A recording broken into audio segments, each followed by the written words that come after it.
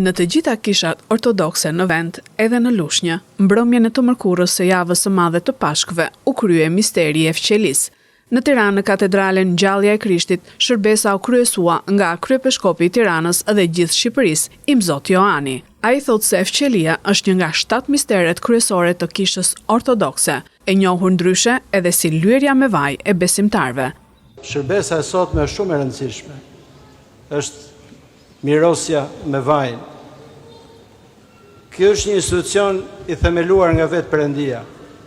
Ne kemi dëshminë biblike, kur apostujt shkonin për çëruar, i lyenin dhe me vaj ata që ishin smur, flitet në Ungjillin e Shën Markut. Dhe në letrën e Jakovit përmendet pikërisht kjo shërbesë, ku thotë jeni të smur, thërrisni priftrit e kishës dhe ata do të luten, e fuqia të drejtëve do ketë shumë fuqi. Me qenë se kjo shërbesë nuk është thjesht një mjekim fizik, sepse kisha shikon njeriun si një entitet psikosomatik, ka një trup dhe ka një shpirt. Dhe shpeshherë kufiri ndërmjet smundjes shpirtërore dhe fizike nuk është shumë i qartë, sepse shumë smundje fizike mund ta çojë njeriu në depresion. Ashtu dhe shumë smundje shpirtërore mund të krijojnë sëmundje fizike.